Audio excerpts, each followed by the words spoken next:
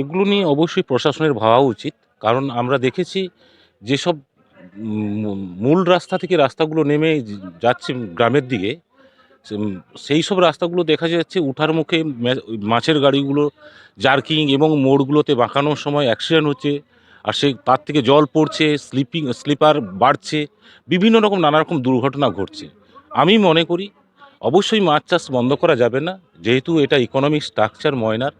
অবশ্যই এটাকে টিকিয়ে রেখে আমরা চাইছি প্রশাসনের কাছে ময়নার প্রত্যেকটি রাস্তা যেন সম্প্রসারণ হোক। অবশ্যই ইমিডিয়েটলি প্রয়োজন ময়নার প্রতিটি রাস্তা সম্প্রসারণ এবং দ্রুততার সঙ্গে মেরামতির প্রয়োজন রয়েছে। যেহেতু এই ইকোনমিক স্ট্রাকচারটা যেহেতু ময়না মাছ চাষের উপর ডিপেন্ডেবল, এটাকে যেহেতু স্তব্ধ করা যাবে না।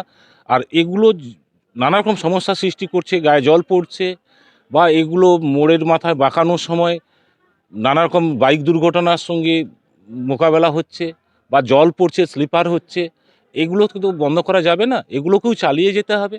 তার সঙ্গে বলছি প্রশাসনকে ইমিডিয়েটলি ময়না প্রশাসনকে উদ্যোগ নিতে হবে।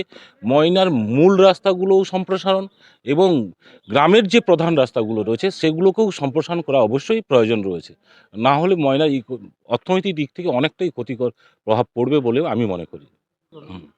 অবশ্যই ওই মোড়ের মাথাগুলোতে গার্ডওয়াল যাতে ব্যারিকেডটা থাকে, তাহলেও একটু সুবিধাজনক, দ্রুততার সঙ্গে টার্ন ওভার করতে পারবে না, জলটাও কম পড়বে এবং দুর্ঘটনার সম্ভাবনাটা অনেকটাই কমবে বলে আমার মনে হয়। নাম? নাম শ্রীকান্ত ঘোড়াই, বাড়ি? বাড়ি ক্রিয়ারানা, ময়না, পূর্ব মেদিনীপুর। নমস্কার। ময়না এখন যে প্রধান রাস্তা, যেটা একটা রাস্তা বলাইপন্ডা থেকে ময়না, সেটা অতি সম্প্রতি সম্প্রসারণ হয়েছে, বড় হয়েছে। কিন্তু ময়নার যে প্রাণকেন্দ্র বৃহস্পতিবার বাজার থেকে পেটুয়া মোড় হয়ে সিদ্ধরপুর বা নারকেলদা, এই রাস্তাগুলো এতটাই ছোট যে এখানে গাড়ি চলাচল করার সময় সম্মুখীন হতে হয় পথচারীদের, বাইক আরোহীদের। বিশেষ করে পেটুয়া থেকে বৃহস্পতিবার বাজার পর্যন্ত, যেটা পিডব্লিউডি সম্প্রতি এই রাস্তাটাকে অধিগ্রহণ করেছে, কিন্তু এই রাস্তা অতি সত্বর সম্প্রসারণ করতেই হবে। এবং পেটুয়া থেকে সিদ্ধরপুর পর্যন্ত যে ঢালাই রাস্তাটা হয়েছে হলদা ডেভেলপমেন্ট অথরিটির, এই রাস্তাটা মাত্র 11 ফুট চওড়া হয়েছে।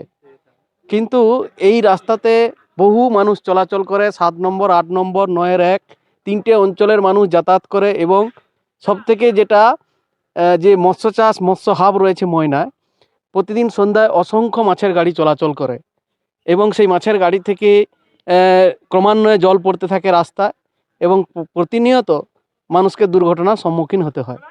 পেটুয়া থেকে যে রাস্তাটা সিদ্ধরপুর পর্যন্ত গেছে, ইতিমধ্যেই এই অ্যাক্সিডেন্টের ফলে বেশ কয়েকজন প্রাণ হারিয়েছেন।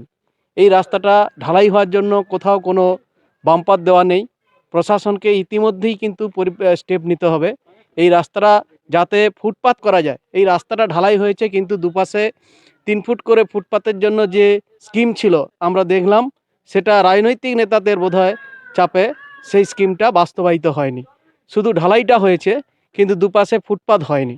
এটা প্রশাসনকে অবিলম্বেই কিন্তু দেখতে হবে। এবং আশু যেটা প্রয়োজন, পিডব্লিউডি যে রাস্তাটা অধিগ্রহণ করেছে পেটুয়া থেকে বৃহস্পতিবার বাজার পর্যন্ত, এটা দুপাশে অবশ্যই সম্প্রসারণ প্রয়োজন। পরিচয়? আমার নাম পরিতোষ মাঝি, বাড়ি আড়ংকিয়ানা, আমি পেশায় একজন শিক্ষক। আমার অঞ্চল বুঝে সিদ্ধান্ত হয়েছে আমাদের 4 জায়গা, 3টে জায়গা, একটা হচ্ছে চাঁদিমেনিয়া এবং আসনান, ওখানে একটা আমাদের গেটের ব্যবস্থা করা হবে। আর একটা হচ্ছে হাতিমাপুল, আর একটা পেটুয়া। এই 3টে জায়গাতে আমরা মানে গার্ডের ব্যবস্থা করব, অঞ্চল থেকে সিদ্ধান্ত নেওয়া হয়েছে। আমার পরিচয়, আমি নজরুলপুর ওয়ানের পঞ্চায়েত সদস্য। নাম? নাম গুরুপদ দিনটা।